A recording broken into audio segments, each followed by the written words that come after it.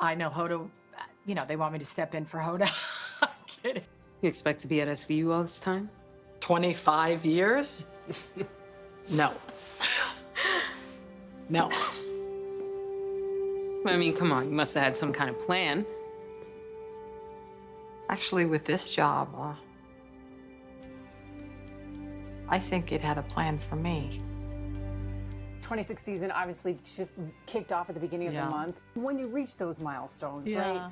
Do you ever, you have to take pause and be like, okay, what if Dick Wolf tomorrow says, okay, I'm tired. I don't want to write anymore. I don't have any more ideas. He won't say that, trust me. But what? Dick would be the last person to say, I'm tired, trust me. But what would that next chapter, if you were to think about it, look like for you and also Olivia? Does she get a vacation? Ever? Oh, yes. Listen, I'm a very active person with a lot of irons in the fire. I will have a big announcement in January. And I am somebody who follows the signs. I trust that the future will be right and that I will be where I'm supposed to be. I'm very engaged and fulfilled at SVU right now, and there's other things that I want to do and achieve and challenge myself with. Drew and I are just talking about doing a talk show. I know Hoda, they want me to step in for Hoda. I'm kidding. I'm joking. This is fun times. But I have thought about that. But, not yet. Just thought about it for way later. But, I'm open. French diplomat. French, that used to be the thing. I've moved past that. Yeah. French diplomat. I think you have done your homework. I appreciate that. 20 years with your beautiful husband. What advice would you give? What is your key to longevity in a relationship, whether it's marriage or a show like SVU? We are deeply, we listen to each other and root for each other and challenge each other and are committed and so invested. And we want the same things. And we cherish our union. That it comes first. And, I think investment and commitment is everything. It's why SVU has been so successful that way, because we are so invested. If you came on the set and you see the way we work together, you would think that we were, a first-year show that cared so much trying to get picked up. And that is, just last week somebody said, this actor, a very good actor, said to me, I cannot believe, Peter and I were doing a scene with him, and he goes, I'm watching you guys, and I can't believe after this long you're not phoning it in. And I said, I'll be gone before I phone it in. I'll be gone. But I'm deeply inspired by it, by the material, by the message, by working with my co-stars, by the material, and I love my job. And I'm profoundly grateful to tell these stories and to touch people's hearts and have people reconnect with their humanity and think about difficult things and know that they can heal from it. Fabrice, tell me that you have enough to make a case. I would feel a lot better if I had that corporeal ID. Would you ever want to play somebody else on the show? Because everybody, it seems like, wants to be on Law and Order.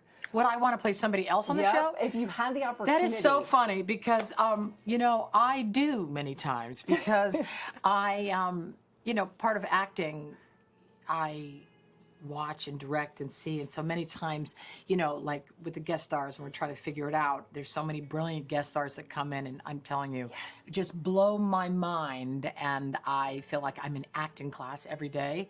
But sometimes when, maybe the scene's not working, we're trying to figure it out, Peter Scanavino and I will go and act out the parts as we try to figure out what the scene needs. So I think it's something that I do constant. And also as a director, right? I'm trying to feel my way into every role of every person.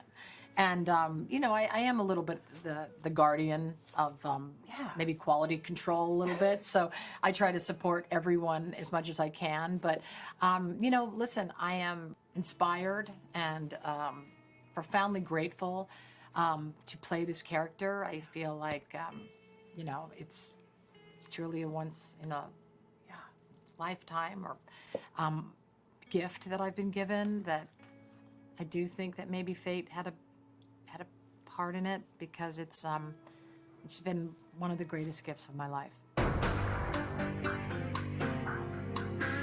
But October is also Domestic Violence Awareness Month. Yes, it is. You now have teamed with Purina with their Purple Leash program.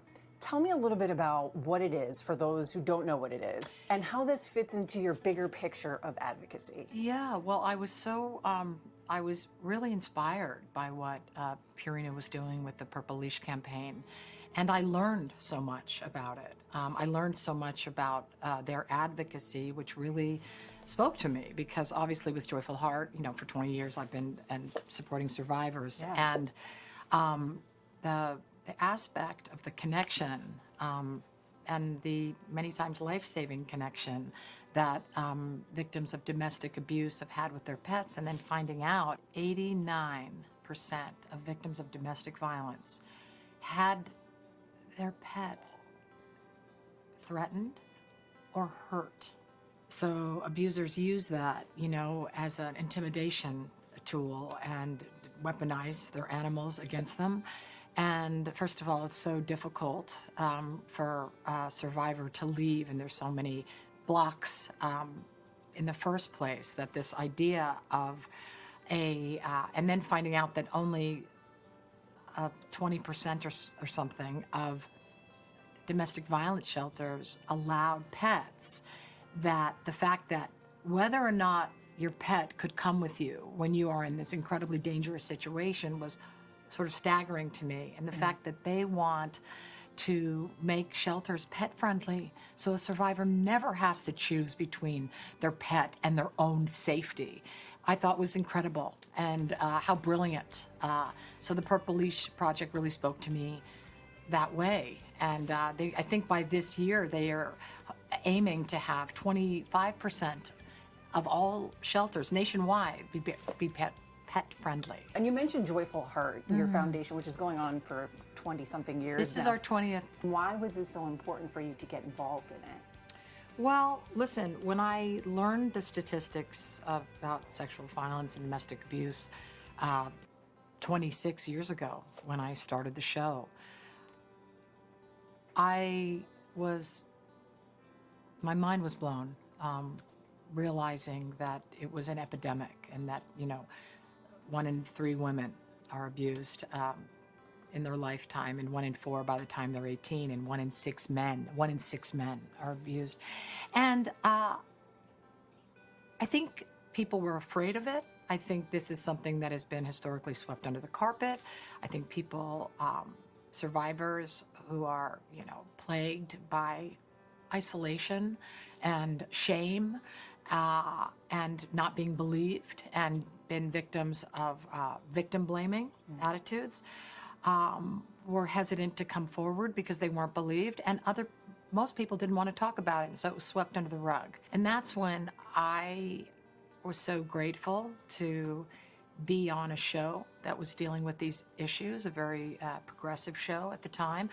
But also, Joyful Heart was my answer. Joyful Heart was something that I could do, my response to the statistics. It was the only thing I could do, that I wanted everyone talking about it. So we had the show talking about it and believing survivors, which I think, you know, was part of the cultural shift. And I'm just so proud of the work I've done, because people have come forward. So yes, is there more work to be done? So much. But are people talking about it? Yes. And so many amazing and brave survivors have come forward, continually are still coming forward. And, you know, that changes the trajectory of a survivor's healing, and also those who hear about it. So put me on the stand. I'll rip them apart. You mentioned some of the scripts and the storylines for Law and Order and how pioneering it was on this topic as well. And I feel like the line is blurred in between Mariska and also Olivia, right? Because of your community, because of your advocacy. How do you leave some of those storylines, which are really hard to deal with, on the set floor? For me, it's been a bit of a roller coaster, I would say. At the beginning, I was still sort of absorbing it. I mean, it took years to absorb it. And there was a time that it was, I think the inundation of it was a little overwhelming for me. And because it was, you know, ripped from the headlines, storylines, and then the statistics for me, and then the combination of survivors sharing their stories of abuse and working on Joyful Hearts. So it was just, and I didn't quite know how to protect myself or have a, you know, a boundary, because my heart, I didn't know how to put it where it needed to be. And so now I do know how to, I really know about self-care, and I do know how to take care of myself and to take care of my family. And so that energizes me to continue with the work.